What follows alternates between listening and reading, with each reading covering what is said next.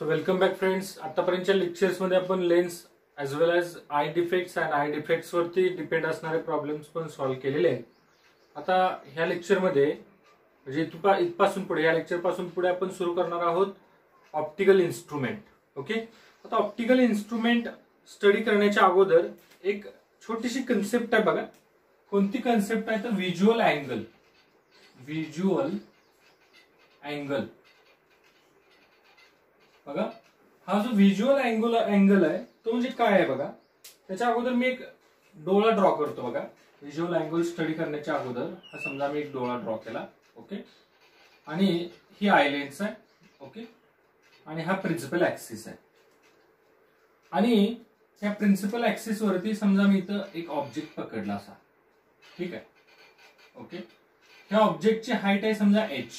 Real height ऑब्जेक्टची काय आहे h आहे. बरोबर. आता ह्या ऑब्जेक्टची इमेज जी आहे ती इमेज कशी फॉर्म होणार आहे तर हा जो पॉइंट आहे ह्या पॉइंटची इमेज रेटिनावरती ह्या पॉइंटला इमेज फॉर्म होईल. ओके, आणि हा जो पॉइंट आहे ह्याची इमेज ह्या पॉइंटला फॉर्म होईल. लक्षात येत आहे.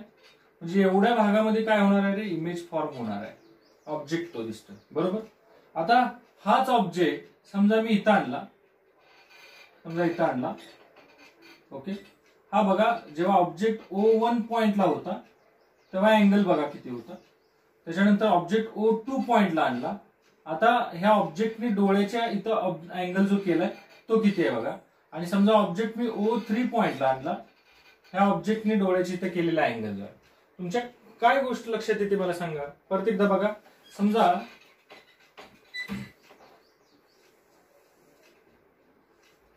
ओके, आणि हा पेन आहे. ओके, हा पेन हा काय कन्सिडर करूया आपण, ऑब्जेक्ट कन्सिडर करूया. हा पेनला आपण ऑब्जेक्ट कन्सिडर करूया. ऑब्जेक्ट O1 पॉइंटला आहे. बरोबर. तेव्हा ह्या ऑब्जेक्टने डोळ्याच्या इथे बनवलेला अँगल जो आहे तो आपण θ1 लेट केला. ओके, हा अँगल आहे θ1. समजलं, θ1. आता हा ऑब्जेक्ट आहे O2 पॉइंटला आणला. समजा O2 पॉइंटला आणून ठेवतोय. ओके, ऍक्च्युअल जी हाईट आहे त्या ऑब्जेक्टची ती चेंज होते का बघा, नाही. परंतु ह्या ऑब्जेक्टने बनवलेला जो अँगल आहे डोळ्याच्या इथे तो अँगल काय होतोय, वाढतोय. लक्षात, अगोदर हा होता आता हा झाला. ओके, समजा हा पेन O3 पॉइंटला आणला. O3 ह्या पॉइंटला आणला तर हा जो अँगल आहे हा अँगल अजून वाढतोय. हा कोणता अँगल आहे रे बघा. हा O1 पॉइंटला असताना, हा O2 पॉइंटला असताना, हा O3 पॉइंटला असताना जे अँगल बनवलेले आहेत, कुणी बनवलेले अँगल आहेत, ऑब्जेक्टने बनवलेले अँगल आहेत. ओके, कुठे बनवलेले अँगल आहेत, आय लेन्सच्या इथं. ह्या अँगललाच आपण काय म्हणतो, व्हिज्युअल अँगल. लक्षात, the angle made by object at our eye lens, this angle is called as visual angle. आणि मित्रांनो तुम्हाला सांगायची एक इंटरेस्टिंग कन्सेप्ट आहे बघा. जेव्हा आपण ऑब्जेक्ट जो आहे तो डोळ्यापासून लांब पकडतोय तेव्हा तो एकदम छोटा वाटतोय, आणि ऑब्जेक्ट हळूहळू डोळ्याच्या जवळ आणतोय तेव्हा हा ऑब्जेक्टची साईज आपल्याला मोठी मोठी मोठी मोठी मोठी जाणवत होते. बरोबर. समजा ऑब्जेक्ट खूप लांब पकडलाय तर मी बघितलं एवढ्याच साईज मध्ये हा पेन बसतोय. लक्षात, एवढ्याच साईज मध्ये हा पेन बसतोय. आपण जर इथून बघितलं, खूप दूर डोंगर असेल तर डोंगराकडे बघितलं तर डोंगर एकदम छोटासा वाटतो आपल्याला. परंतु डोंगराच्या आपण जवळ गेलो किंवा हा जो पेन आहे खूप दुरून बघितला एकदम छोटा वाटतोय. पेनला जर आपल्या डोळ्याच्या जवळ आणला तर पेन आपल्याला काय जाणवतो, मोठा झाल्याचं जाणवतो. म्हणजे ऍक्च्युली हा पेन साईज बदलतोय का त्याची. सर जवळ आलेत आता साईज बदलूया, सर लांब गेलेत आता साईज छोटी करूया. डोंगर जो आहे तो ऑब्झर्वर लांब आहे आपण छोटं दिसूया, ऑब्झर्वर जवळ आलाय आता आपण मोठं दिसलं पाहिजे. असं ऍक्च्युअल साईज चेंज होते का रे, नाही. म्हणजे हा जो साईज मधला चेंज आहे तो कसला मित्रांनो, ऍपरंट चेंज आहे. कसला चेंज आहे, ऍपरंट चेंज आहे. जेव्हा वस्तू डोळ्याच्या जवळ येतोय तेव्हा ती वस्तू आपल्याला खूप मोठी जाणवते. बरोबर. आणि वस्तू डोळ्यापासून लांब जाते तेव्हा ती वस्तू आपल्याला छोटी जाणवते. दिस इज ऍपरंट चेंज. बरोबर. ऍपरंट साईज, ही जी ऍपरंट साईज आहे बघा, ऍक्च्युअल पेन एवढा आहे आपल्याला.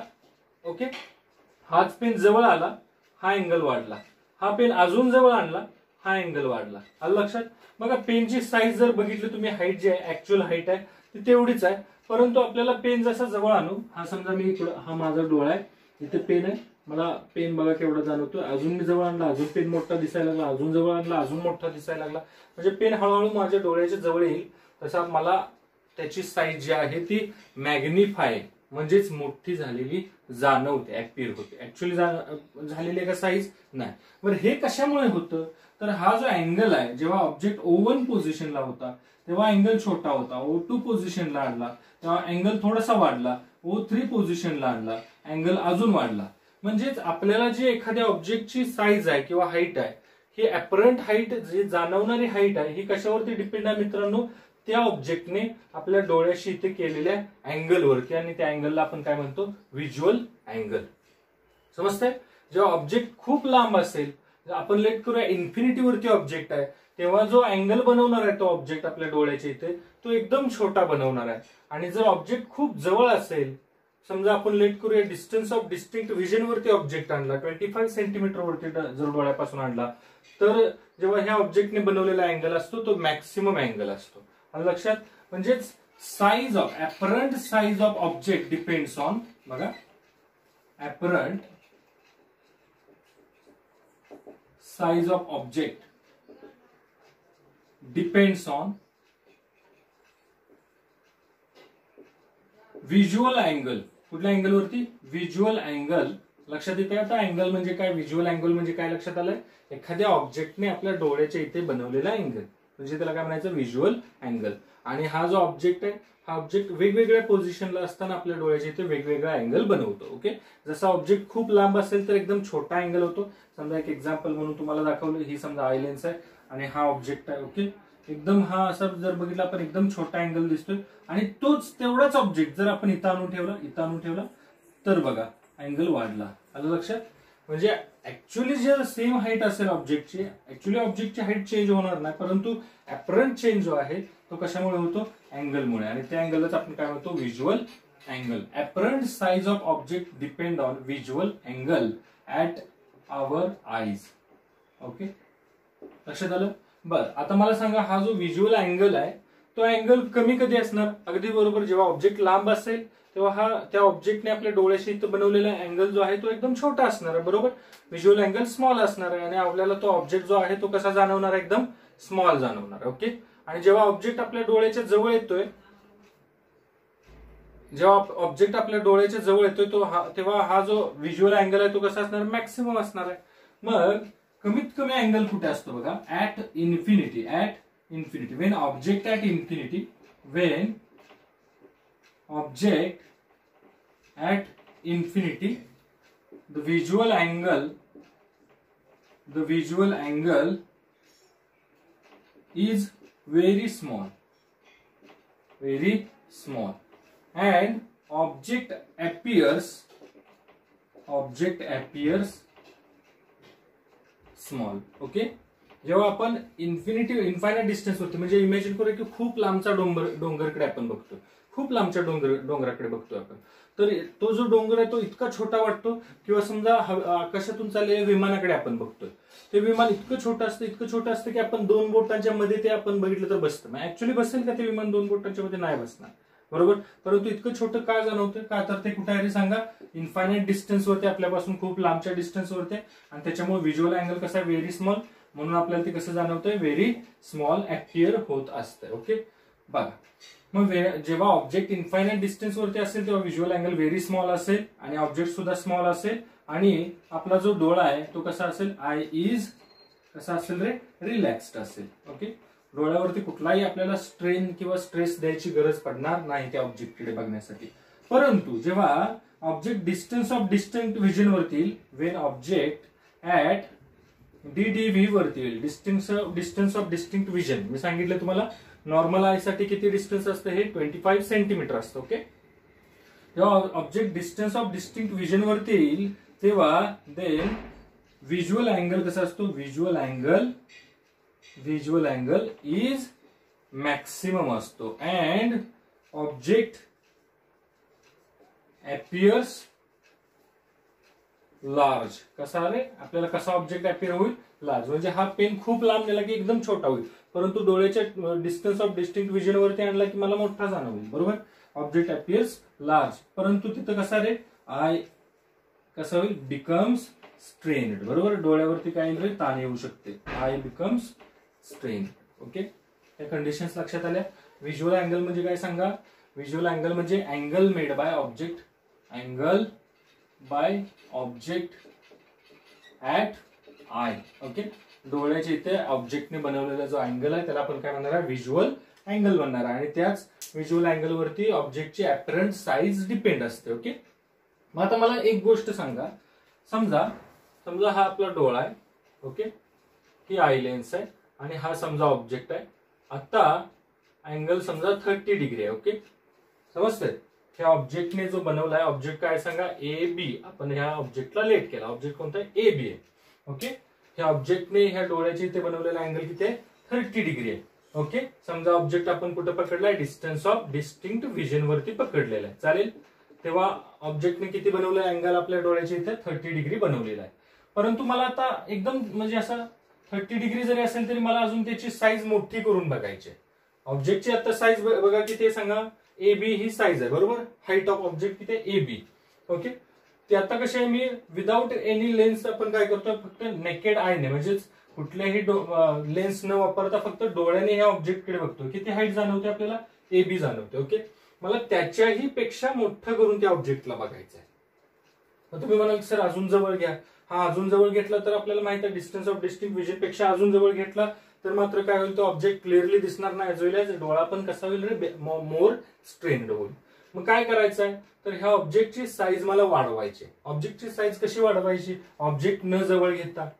हा, मग दुसरा ऑप्शन काय सांगा, आपण आपला जो डोळा आहे तो आणि ऑब्जेक्ट ह्या दोघांच्या मध्ये काय ठेवायची, एखादी लेन्स ठेवायची. ओके, की जेणेकरून ती लेन्स काय करेल, हा जो अँगल आहे 30 डिग्री नुसता ऑब्जेक्टने बनवला होता डोळ्याच्या इथे, तो अँगल जर आपण वाढवू शकलो तर काय होईल रे, आपल्याला त्या ऑब्जेक्टची हाईट जी आहे ती कशी अपिअर होईल, जास्त अपिअर होईल, मोठा ऑब्जेक्ट दिसू शकेल. ओके, म्हणजे हा जो अँगल आहे हा अँगल वाढवण्याचं काम आपल्याला करायचं आहे. मग हा अँगल वाढवण्यासाठी आपण काय करतो, ऑब्जेक्ट आणि डोळा ह्या दोघांच्या मध्ये काय ठेवतो, लेन्स ठेवतो. ओके, म्हणजे आपलं टार्गेट काय आहे, अँगल काय करणे, वाढवणे, म्हणजेच अँगल मॅग्निफाय करणे. अँगल काय करणे, मॅग्निफाय करणे.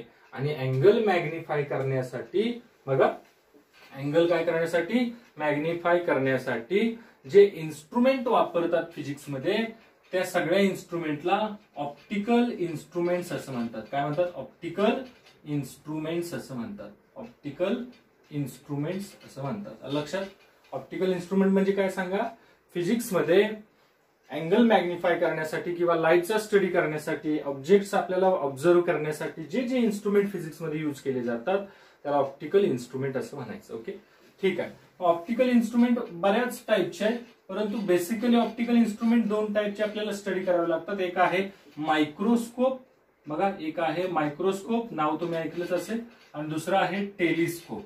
ओके, एक आहे मायक्रोस्कोप आणि दुसरा कोणता आहे सांगा, टेलिस्कोप. ओके, मायक्रोस्कोपचा यूज काय सांगा, एकदम छोटे छोटे छोटे ऑब्जेक्ट्स असतात. फॉर एक्झाम्पल बायोलॉजीमध्ये तुम्हाला जर सेल्स स्टडी करायचे आहेत, एकदम छोट्या सेल्स असतात की ज्या आपल्या नेकेड आयने फक्त डोळ्याने दिसत नाहीत, म्हणून आपण काय करतो, त्यांचा स्टडी करण्यासाठी मायक्रोस्कोपचा यूज करतो. ओके, आणि टेलिस्कोपचा यूज कशासाठी करतो, समजा डिस्टंट ऑब्जेक्ट आहे. डिस्टंट ऑब्जेक्ट म्हणजे खूप लांबचे ऑब्जेक्ट आहेत. फॉर एक्झाम्पल स्टार बघायचे आहेत किंवा एखाद्या प्लॅनेटचा स्टडी करायचा, एखाद्या स्टारचा स्टडी करायचा. ओके, गॅलेक्सीचा स्टडी करायचा आहे, त्या केसमध्ये आपल्याला मायक्रोस्कोप यूज करून चालणार नाही. मायक्रोस्कोप तर काय करतो, छोट्याचं मोठं करून दाखवतो. ओके, लांबचं आपल्याला जवळ करून नाही दाखवत. मग लांबचं जवळ दाखवण्यासाठी कोण यूज करतो, आपण टेलिस्कोपला यूज करतो. ओके, डिस्टंट ऑब्जेक्ट, लांबचे ऑब्जेक्ट क्लिअर बघण्यासाठी टेलिस्कोप, आणि छोटे छोटे छोटे ऑब्जेक्ट मोठे करून बघण्यासाठी मायक्रोस्कोप. ओके, आता हे मायक्रोस्कोप कशाचं काम करतो, तर छोट्या ऑब्जेक्टला मोठा ऑब्जेक्ट करण्याचं काम करतो. ऍक्च्युअली छोटाच ऑब्जेक्ट असतो, परंतु त्याची इमेज मात्र आपल्याला कशी दाखवतो, तो मोठी करून दाखवतो. मग इमेज मोठी करून कसं दाखवतो, तर तुम्हाला अगोदर सांगितलं मी, इमेज मोठी किंवा छोटी आपल्या डोळ्याला अपिअर होणारी कशावरती डिपेंड आहे, व्हिज्युअल अँगल वरती डिपेंड आहे. जर अँगल छोटा केला ऑब्जेक्टने तर आपल्याला इमेज छोटी दिसेल, जर अँगल मोठा असेल तर आपल्याला तो ऑब्जेक्ट कसा दिसेल, मोठा दिसणार आहे. बरोबर, म्हणजेच व्हिज्युअल अँगल जर वाढवू शकलो आपण तर आपल्याला ती वस्तू मोठी दिसू शकते. मग अँगल मॅग्निफाय करायचं काम कोणाचं आहे, मायक्रोस्कोपचं आहे. लक्षात येत आहे. मायक्रोस्कोपचे सुद्धा मित्रांनो पुढे जाऊन आपल्याला दोन टाइप्स बघायचे आहेत. एक आहे सिंपल मायक्रोस्कोप, एक कोणता आहे सांगा, सिंपल मायक्रोस्कोप, आणि दुसरा आहे कंपाऊंड मायक्रोस्कोप. एक आहे सिंपल मायक्रोस्कोप आणि दुसरा आहे कंपाऊंड मायक्रोस्कोप. ह्याच्यातला सगळ्यात बेसिक यूज काय बघा, सिंपल मायक्रोस्कोप मध्ये एकच कॉन्व्हेक्स लेन्स वापरतात. One convex lens is use. एकच कॉन्व्हेक्स लेन्स वापरतात. One convex lens use. Okay, हा सगळ्यात बेसिक डिफरन्स आहे सिंपल आणि कंपाऊंड मध्ये. कंपाऊंड मायक्रोस्कोप मध्ये मात्र two convex lenses are use. Two convex lenses are used. Okay, हा सगळ्यात बेसिक डिफरन्स आहे. ओके, सिंपल मायक्रोस्कोप आणि कंपाऊंड मायक्रोस्कोपच्या मधला. अजून काही बरेचसे डिफरन्स आहेत. आपण काय करायचं आहे आता, डिटेल स्टडी करायचं आहे सिंपल आणि कंपाऊंड मायक्रोस्कोपचा. Okay,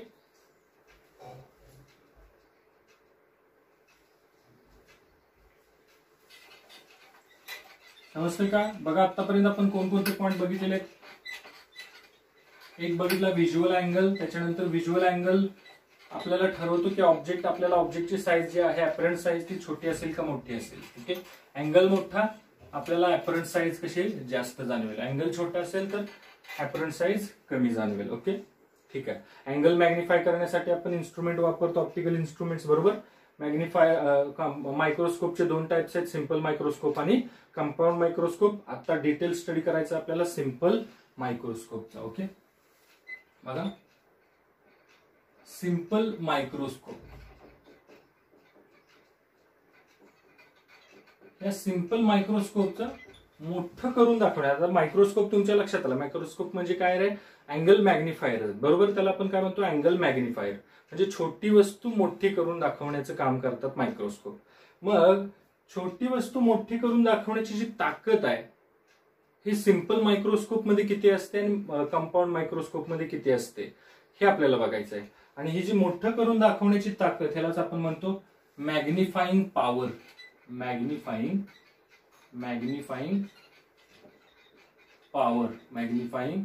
power. आणि हा रेशो असतो सिंपल एक मित्रांनो. हा रेशो कशाचा असतो तर angle by image.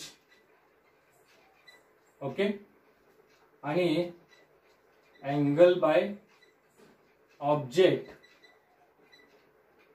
At distance of distinct vision. Okay, distance of distinct vision वरती ठेवलेल्या ऑब्जेक्टने किती अँगल बनवलाय आणि अँगल बाय इमेज म्हणजे इमेजने किती अँगल बनवलाय जो आपण विथ मायक्रोस्कोप. ओके, मायक्रोस्कोपच्या सहाय्याने जी इमेज तयार झालेली आहे तिने किती अँगल बनवलाय आणि डिस्टन्स ऑफ डिस्टिंक्ट विजन वरती ठेवलेल्या ऑब्जेक्टने किती अँगल बनवला होता. ह्या रेशोलाच आपण काय म्हणणार आहे, मॅग्निफाईंग पॉवर. ओके, तर थोडक्यात म्हणायचं angle by image to angle by object. Okay, आता पुढे जाऊया. पहिल्यांदा विचार करूया. सांगा अगोदर हा समजा आय आहे, माझा डोळा आहे. ओके, आणि इमॅजिन करूया की सुरुवातीला हा एक ऑब्जेक्ट ठेवलाय. ह्या ऑब्जेक्टची हाईट h आहे. नाव देऊ ऑब्जेक्टला ए बी. लक्षात येते का बघा. आणि ऑब्जेक्ट ठेवलाय डोळ्यापासून विदाउट. बघा इथं कुठलीही लेन्स वापरलेली नाही मी. म्हणजे हा समजा पेन आहे, ह्या पेनकडे मी माझ्या नेकेड आईने बघतोय बरोबर, माझ्या फक्त डोळ्याने बघतोय. आणि पेन कुठे ठेवलाय, डिस्टन्स ऑफ डिस्टिंक्ट विजन वरती ठेवलेला आहे. कुठे ठेवलाय pen, distance of distinct vision वरती ठेवलेला आहे. तेव्हा ह्या ऑब्जेक्टने डोळ्याच्या इथे किती अँगल बनवलाय, लेट करूया अल्फा. बघा, let alpha is equal to angle made by object. Okay, when kept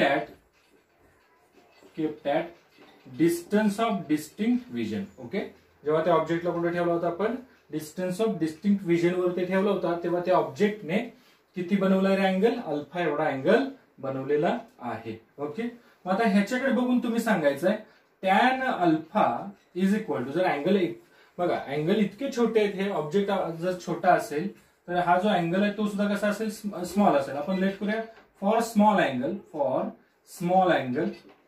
okay, angle छोटा आहे बरोबर. मग tan alpha is equal to कसं येणार सांगा, alpha. Tan alpha is equal to alpha बरोबर. आता तुम्ही म्हणाल की सर स्मॉल अँगल का कन्सिडर केलाय, मला सांगा आपण काय शिकतोय, मायक्रोस्कोप शिकतोय बरोबर. मायक्रोस्कोप आपण कशासाठी वापरतो, जे ऑब्जेक्ट आपल्याला नेकेड आयने फक्त डोळ्याने दिसत नाहीत बरोबर, ते ऑब्जेक्ट आपण मायक्रोस्कोपच्या साहाय्याने बघण्यासाठी बरोबर.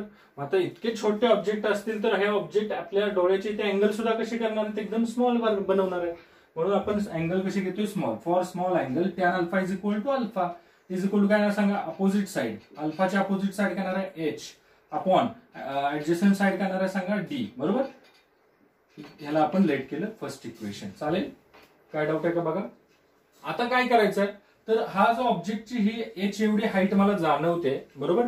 आता दिसतोय मला पेन बरोबर, एवढा दिसतोय, परंतु मला ह्या एवढ्या साईजने मी किंवा एवढं जे मला इमेज दिसते ह्याने मी सॅटिस्फाय नाही, मला अजून ह्याला मोठं करून बघायचं आहे.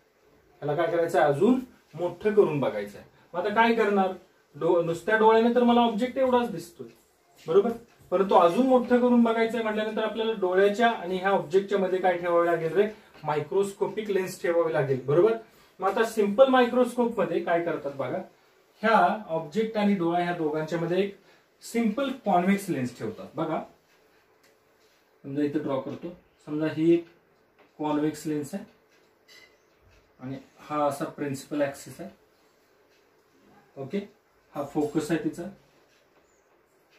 इकडे पण हा पॉइंट फोकस झाला ओके. फोकल लेंथ ते प्लस एफ आहे. आणि हा जो ऑब्जेक्ट आहे, हा ऑब्जेक्ट आहे असा जर मी एफ पॉइंटला ठेवला तर तुम्हाला इमेज फॉर्मेशन बाय लेन्सेस माहित आहे. जर ऑब्जेक्ट कुठे असेल फोकसवरती असेल तर इमेज कुठे फॉर्म होईल ते सांगा, इन्फिनिटीवरती फॉर्म होते ओके. मग आता मी काय करतोय, हा ऑब्जेक्ट कुठं, हा जो ऑप्टिकल सेंटर आहे, ऑप्टिकल सेंटर आणि फोकस या दोघांच्या मध्ये कुठेही ठेवा, लक्षात येते. हा ऑब्जेक्ट मी ए बी उचलला आणि इथं आणून ठेवला, समजा या पॉइंटला आणून असं ठेवला ओके. आता सांगा काय करतोय, हा समजा ऑब्जेक्ट आणून ठेवला ए बी, समजतंय, ही एच ही हाईट आहे त्या ऑब्जेक्ट. चालेल, हा आहे असाच ऑब्जेक्ट मी इथं आणून उचलून ठेवला, समजतंय. आता ह्या ऑब्जेक्टची इमेज कुठे फॉर्म होईल रे, बघा एक मी हा जो आहे ह्याच्यामधून एक रे ऑफ लाईट घेतला बघा, असा पॅरलल टू प्रिन्सिपल ऍक्सिस. कसा घेतला रे बाळांनो, पॅरलल टू प्रिन्सिपल ऍक्सिस. आता पॅरलल आला तर कशामधून जाणार आहे मला सांगा, फोकस मधून जाणार आहे. आता ही लेन्स आहे बरोबर, कुठेही सिल्वर केलेलं नाही म्हटल्यावर रे ऑफ लाईट जो आहे अलीकडून पलीकडे जाणार आहे बरोबर, कुठेही सिल्वर केलेलं नाही म्हणजे मागे येणार नाही रे ऑफ लाईट. असा रे ऑफ लाईट आला, लेन्स मध्ये घुसला बरोबर आणि ह्या फोकस मधून असा निघून गेला, समजतंय का बघा. आणि दुसरा एक रे ऑफ लाईट मी समजा ऑप्टिकल सेंटर मधून घेतला, असं चालतंय. कशामधून गेला रे, ऑप्टिकल सेंटर मधून. तुम्हाला माहिती आहे ऑप्टिकल सेंटर मधून जाणारा रे ऑफ लाईट काय होत नाही रे, डेव्हिएट होत नाही, तो सरळ निघून जातो. बघा हे जे दोन रे ऑफ लाईट आहेत भविष्यात कुठे इंटरसेक्ट होण्याचे चान्सेस आहेत का सांगा मला. समजा मी इकडून असा डोळा लावला माझा इथं, तर माझ्या डोळ्यामध्ये इमेज फॉर्म होईल का रे, म्हणजे ह्या खरोखरच्या रे ऑफ लाईटमुळे इमेज फॉर्म होणार आहे का, नाही. का तर हे दोन्ही रे ऑफ लाईट एकमेकांच्या पासून काय होत आहेत रे, लांब जाताना दिसत आहेत बरोबर, म्हणजे भविष्यात कुठेही रिअली इंटरसेक्ट होणार नाही. म्हणून माझा डोळा काय करतोय, तर ह्या रे ऑफ लाईटना बॅक ट्रॅक करतो. म्हणजे हा हे रे ऑफ लाईट दोन्ही कुठून आले असतील, तर हा रे ऑफ लाईट जो आहे हा असा इकडून, हा इकडून आला असा, म्हणजे ह्याचं जे ओरिजिन आहे, ते इकडं कुठेतरी असावं बरोबर, आणि ह्याचं जे ओरिजिन आहे ते इकडं कुठेतरी असावं. म्हणजे असे पाठीमागे वाढवत वाढवत जर गेलो आपण तर हा इथं ह्या पॉइंटला काय होताना दिसतायत रे सांगा, इंटरसेक्ट होताना दिसतायत. ऍक्च्युअली इंटरसेक्ट होत आहेत का, नाही. जर आपण काय केलं त्यांना बॅक ट्रॅक केलं, म्हणजे हा जो रे ऑफ लाईट आहे हा कुठून आलाय, हा बहुतेक इकडून ह्या पॉइंट मधून आलाय ओके. आणि हा जो आहे हा कुठून आलाय, तर हा इकडून ह्या पॉइंट मधून आलाय बरोबर. म्हणजेच आपल्याला काय जाणवेल की हे जे दोन्ही रे ऑफ लाईट आहेत हे ह्या पॉइंट मधून काय झालेत रे, डायव्हर्ज झालेत, म्हणजे ह्या पॉइंट मधून बाहेर निघलेत. म्हणजे ह्या दोन्ही रे ऑफ लाईटची जी इमेज फॉर्म होणार आहे, दोन्ही ray of light appears to be intersect होणार आहेत बरोबर. रिअली इंटरसेक्ट होणार आहेत का, नाही. अपियर्स टू बी इंटरसेक्ट कुठे होणार आहेत, इथं होणार आहेत. म्हणून ह्या पॉइंट मधून जे दोन रे घेतले होते ह्या पॉइंटची इमेज इथं फॉर्म होईल लक्षात, आणि हा ऑब्जेक्ट फॉर्म होईल ओके. लक्षात येते का बघा, हा काय झाला रे, ह्या ऑब्जेक्टची ही इमेज फॉर्म झालेली, समजतंय. हा जो ऑब्जेक्ट आहे याला आपण नाव दिलं होतं ए बी, आणि ही जी इमेज आहे याला आपण नाव देऊया ए डॅश बी डॅश. काय डाऊट आहे का बघा, समजतंय सगळ्यांना.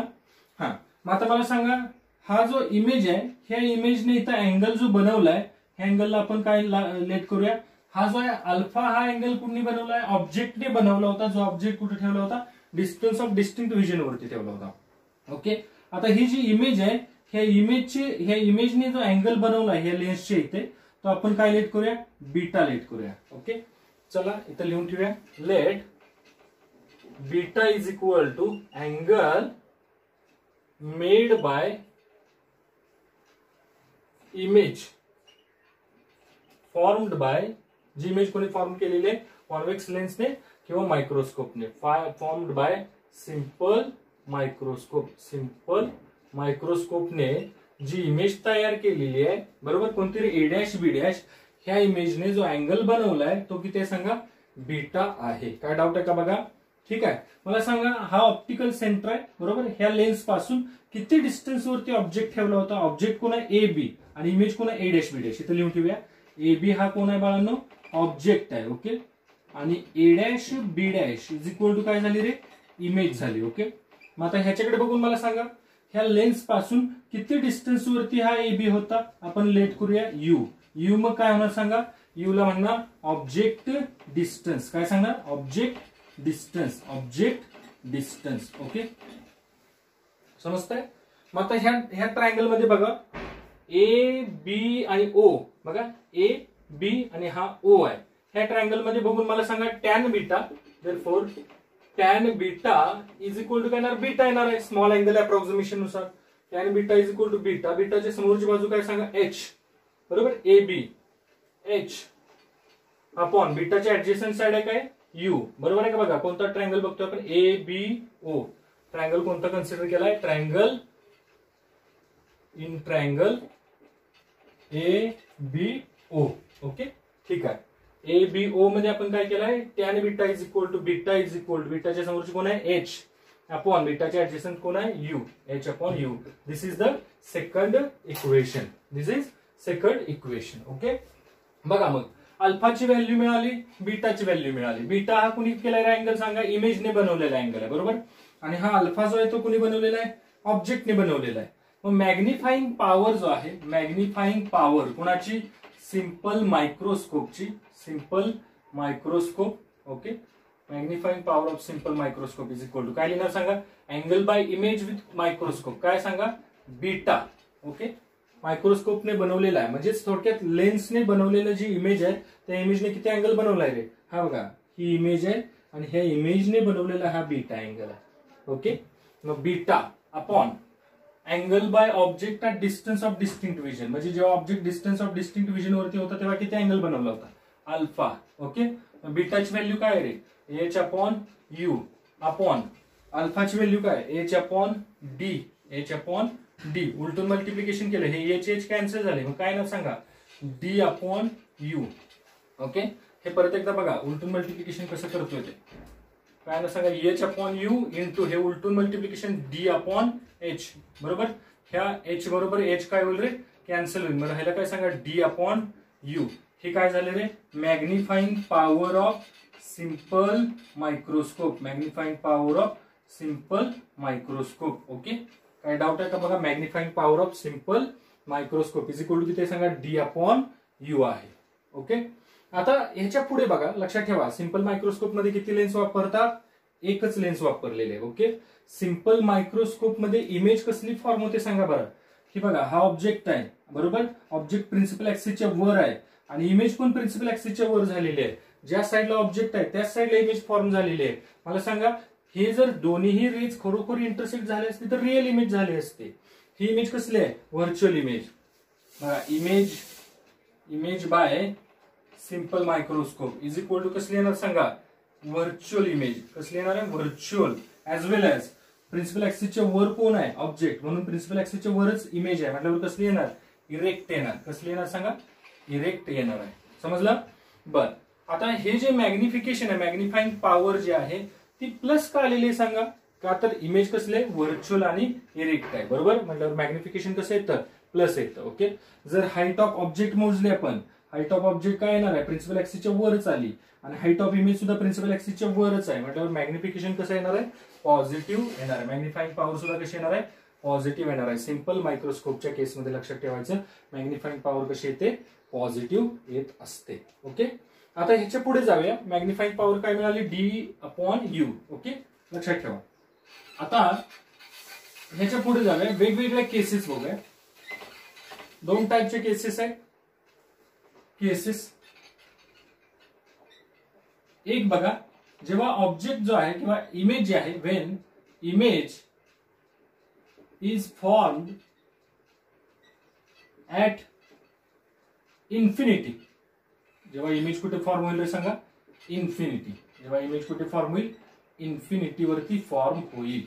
लक्षात बघा, जर इमेज कुठे फॉर्म होत असेल इन्फिनिटी वरती, तर उलट सांगायचं ऑब्जेक्ट कुठं असेल? ऑब्जेक्ट असणार आहे फोकस वरती. बरोबर आहे की नाही सांगा?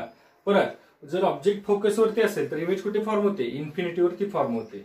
बरोबर आहे की नाही? मग जर इमेज इन्फिनिटी वरती असेल तर ऑब्जेक्ट कुठे असणार? फोकस वरती. तेव्हा जाऊन V इज इक्वल टू किती मिळणार आहे? इन्फिनिटी मिळणार आहे. Therefore magnifying power of simple microscope is equal to किती मिळणार? D अपॉन U च्या जागेवर काय टाकणार? F टाकणार. ओके, ही मॅग्निफाइंग पॉवर कधी मिळाली? वेन इमेज ऍट इन्फिनिटी वरती असेल. ओके, काय डाऊट आहे का बघा? आणि दुसरं, जर इमेज जी आहे ती डिस्टन्स ऑफ डिस्टिंक्ट विजन वरती असेल. हे झालं का? ड्रॉ करून बघा. वेन सेकंड केस आहे, वेन जी इमेज आहे is at distance of distinct vision वरती असेल. ओके, बरोबर आहे की नाही सांगा? जर इमेज कुठे असेल? डिस्टन्स ऑफ डिस्टिंक्ट विजन वरती, म्हणजे V इज इक्वल टू काय टाकणार आहे? D टाकणार. ओके, इमेज डिस्टन्स काय येणार? डिस्टन्स ऑफ डिस्टिंक्ट विजन येणार आहे. ओके, मग मला सांगा U इज इक्वल टू किती निघेल? फोकल लेंथ किती घ्यायचे? प्लस घ्यायचे. का तर कॉन्व्हेक्स लेन्स वापरतोय आपण मायक्रोस्कोप मध्ये. मग 1/F इज इक्वल टू काय टाकणार? 1/D. बरोबर, मायनस 1/, फॉर्म्युला कोणता आठवतोय का बघा? 1/F is equal to 1/V minus 1/U आला. ओके, मग V ची व्हॅल्यू काय टाकली? 1/D टाकली. Okay, U is the quantity that we have to find. Okay, 1/U is equal to 1/D plus 1/F. चालेल? काय डाऊट आहे का बघा? मी इथं काय करतोय? दोन्ही बाजूला काय करतोय? न्यूमरेटर मध्ये D ने मल्टिप्लाय करतोय. ओके, इथं सुद्धा या LHS मध्ये सुद्धा D ने मल्टिप्लाय करतोय आणि RHS मध्ये सुद्धा D ने मल्टिप्लाय करतोय. मग काय ना सांगा? D/U is equal to D/D. Okay का? Plus D/F. ओके, हे काय झालं? कॅन्सल झालं. अच्छा, पण D/U म्हणजे काय आहे? D/U म्हणजे काय? Magnifying power. Okay, therefore magnifying power okay of simple microscope is equal to किती येणार? 1 प्लस D/F आली का? लक्षात आलं? मॅग्निफाइंग पॉवरचे 2 फॉर्म्युले मिळणार आहेत. एक बेसिक फॉर्म्युला हा मिळणार आहे magnifying power of simple microscope. Object जी इमेज आहे ती कुठेही फॉर्म होऊ दे. ओके, आणि जर इमेज कुठे फॉर्म झाली? इन्फिनिटी वरती फॉर्म झाली तर मॅग्निफाइंग पॉवर हा फॉर्म्युला वापरायचा. आणि जर image distance of distinct vision वरती फॉर्म झाली तर मॅग्निफाइंग पॉवर काढण्यासाठी हा फॉर्म्युला वापरायचा. ओके, हा फॉर्म्युला कधी वापरणार? वेन इमेज ऍट DV वरती असेल. ओके, समजतंय? जर इमेज कुठे असेल? डिस्टन्स ऑफ डिस्टिंक्ट विजन वरती असेल. ठीक आहे, मग आता मला सांगायचं, हा सुद्धा मॅग्निफाइंग पॉवरचाच फॉर्म्युला आहे सिंपल मायक्रोस्कोपच्या. हा सुद्धा मॅग्निफाइंग पॉवरचाच आहे सिंपल मायक्रोस्कोपच्या. दोन्ही मध्ये सांगा, हा कधी इमेज इन्फिनिटी वरती फॉर्म झाली तेव्हा, हा कधी जेव्हा image distance of distinct vision वरती फॉर्म झाली तेव्हा. मग आता तुम्ही मला कम्पेअर करून सांगा कोणत्या फॉर्म्युला मॅक्सिमम व्हॅल्यू देईल आपल्याला. बरोबर, हा D/F मोठा आहे का 1 प्लस D/F मोठा आहे? अगदी बरोबर, हे जास्त आहे. बरोबर, कारण D/F मध्ये काहीतरी ऍड केलं, 1 ऍड करून हे मिळणार आहे आपल्याला, आणि नुसताच D/F म्हणजे हा. मग जर तुम्हाला मॅग्निफाइंग पॉवर जास्त पाहिजे तर इमेज कुठे तयार होणं गरजेचं आहे? डिस्टन्स ऑफ डिस्टिंक्ट विजन, कारण हे जास्त आहे. का तर D/F मध्ये हे 1 ऍड करून मिळवलेलं आहे, ह्याच्यात नुसताच D/F आहे. म्हणजे असं लिहूया, magnifying power of simple microscope Wien image कुठं असेल? At infinity. बरोबर, आणि हा दुसरा कुठला आहे सांगा? Wien magnifying power of simple microscope Wien image at distance of distinct vision. हे जर दोन मॅग्निफाईंग पॉवर कम्पेअर केल्या तर सिंपल मायक्रोस्कोपची जास्तीत जास्त मॅग्निफाईंग पॉवर कुठे असते, जेव्हा इमेज कुठे फॉर्म होईल, डिस्टन्स ऑफ डिस्टिंक्ट विजन वरती फॉर्म होणार आहे. आलं लक्षात. मॅग्निफाईंग पॉवर कधी जास्त आहे, जेव्हा इमेज कधी होईल, कुठे फॉर्म होईल, डिस्टन्स ऑफ डिस्टिंक्ट विजन वरती फॉर्म होईल. ओके, ठीक आहे फ्रेंड्स. ह्या लेक्चरमध्ये आपण ही थेअरी कंप्लीट झालेली आहे. याच्यामध्ये सिंपल मायक्रोस्कोपमध्ये बऱ्याच गोष्टी तुम्हाला लक्षात ठेवण्यासारख्या. सिंपल मायक्रोस्कोपमध्ये एकच कॉन्व्हेक्स लेन्स वापरतात. ओके, त्याच्यानंतर आपण बघितलं ऑब्जेक्ट जो आहे तो ऑब्जेक्ट कुठे ठेवायचा आहे, बिटवीन. जर तुम्हाला मॅग्निफिकेशन मॅक्सिमम मॅग्निफिकेशन पाहिजे तर तुम्हाला काय करायचं, ऑब्जेक्ट जो आहे तो बिटवीन एफ अँड ओ म्हणजे फोकस आणि ऑप्टिकल सेंटरच्या मध्ये ठेवायचा आहे. इमेज कसली फॉर्म होणार आहे, इमेज फॉर्म होणार आहे व्हर्च्युअल आणि इरेक्ट फॉर्म होणार आहे. मॅग्निफाईंग पॉवर किंवा मॅग्निफिकेशन कसं येणार आहे, प्लस येणार आहे. ओके, आणि मॅग्निफिकेशनचा किंवा मॅग्निफाईंग पॉवरचा फॉर्म्युला काय येणार सांगा, डी अपॉन यू. काय येणार आहे, डी अपॉन यू येणार आहे. आता बघितलं जर इमेज कुठे फॉर्म होईल इन्फिनिटी वरती तर डी अपॉन एफ, आणि जर इमेज फॉर्म झाली डिस्टन्स ऑफ डिस्टिंक्ट विजन तर 1 प्लस डी अपॉन एफ वरती येणार. ओके, आणि ह्या दोन्ही कंपॅरिझन मध्ये बघितलं तर जेव्हा इमेज डीव्ही वरती तयार होते तेव्हा मॅग्निफाईंग पॉवर सिंपल मायक्रोस्कोपची जास्त असते. ओके, आता प्रॉब्लेमच्या पॉईंट ऑफ व्ह्यूने बघितलं तर तुम्हाला सिंपल विचारतात मॅग्निफाईंग पॉवर फाइंड आउट करा जेव्हा इमेज इन्फिनिटी वरती फॉर्म झाली. त्या केसमध्ये तुम्हाला फोकल लेंथ दिलेली असणार ऍज वेल एज जे डिस्टन्स आहे क्लिअर किंवा क्लिअर डिस्टन्स किंवा क्लिअर विजन डिस्टन्स किंवा डिस्टन्स ऑफ डिस्टिंक्ट विजन म्हणून ते डिस्टन्स तुम्हाला दिलेलं असेल.